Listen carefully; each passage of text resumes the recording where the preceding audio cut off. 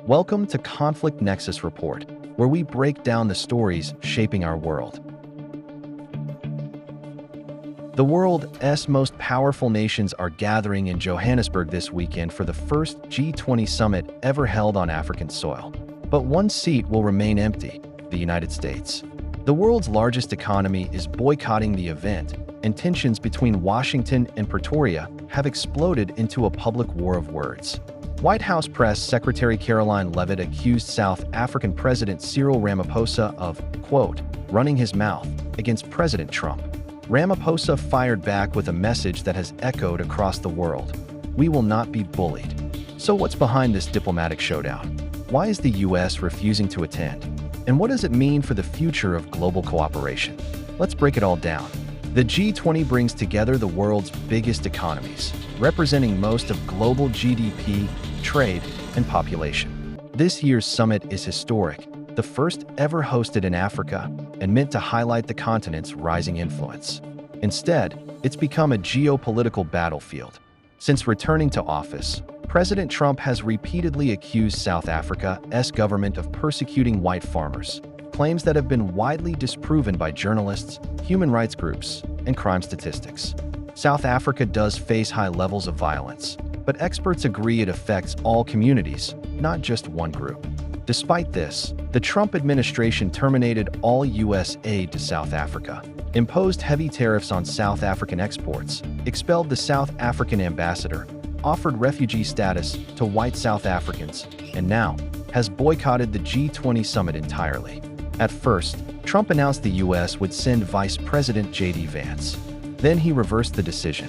Then, just days before the summit, the U.S. Embassy reportedly requested permission to send a small delegation to the closing ceremony, a claim the White House later denied. Confusion turned into confrontation. Ramaphosa responded firmly, saying no nation should be bullied and that Africa deserves equal respect on the world stage. When the U.S. attempted to send only a junior diplomat to accept the G20 presidency handover, South Africa refused. Ramaphosa made it clear the presidency would not be handed to a lower-ranking official. In the end, he handed it over to an empty chair, a powerful symbol of American absence. So what's really driving this conflict? Beyond the issue of white farmers, the U.S. has objected to South Africa's focus on climate change, debt relief, and development, policies Washington says it cannot support. The Trump administration opposes language on climate science, sustainability, and global equity. Critics say the U.S. is stepping back from international cooperation while rivals like China expand their influence. While America stayed home, China's premier visited Africa, signing a multi-billion-dollar regional railway deal. European leaders also showed up in force. To many, the message is clear: the global stage doesn't wait for the United States. Inside South Africa, reactions are mixed. Many citizens are proud of Ramaphosa's strong stance. Others criticize the government for spending heavily on summit preparations while domestic problems remain unresolved. Groups across the country use the summit's spotlight to highlight issues like racial tensions and gender-based violence.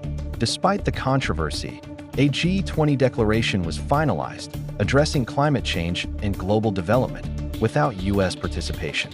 Washington called the process unacceptable. Pretoria said the document would not be renegotiated. The deeper question now is what this means for the future. Can global institutions survive when major powers refuse to participate? Will the U.S.-hosted G20 summit next year face its own backlash?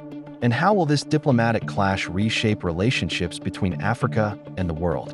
One thing is certain: the empty chair at this year's G20 summit will be remembered. It symbolizes a moment when the United States chose to step away, and when South Africa, and much of the global community, chose to move forward without it. The G20 summit in Johannesburg is now over, but the debate it sparked about global leadership, international cooperation, and the balance of power is only beginning. Thank you for watching. This is Conflict Nexus Report. See you in the next update.